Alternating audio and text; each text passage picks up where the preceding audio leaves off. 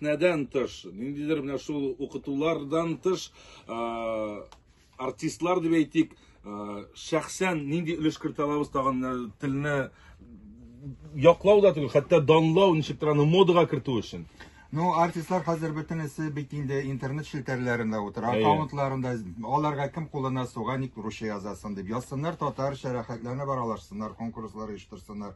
Ул бит, мәсәлән, шул Инстаграмга татар сүзләре күбрәк кергән сайын, Инстаграм аларны өскә күтәрә, өскә чыгара башлый. Һәм башка милләтләр кергәндә дә шушы татар сүзләрен күреп, мин мәсәлән, рус теленнән алынма сүзләрне тәрҗемә иткәндә төрек сүзләре белән чагыштырып карыйм.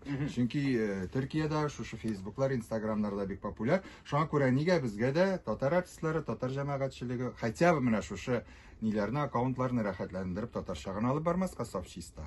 Аннары беләбез, Фәнис әфәнде, сезнең сәяхәт яратуыгызны.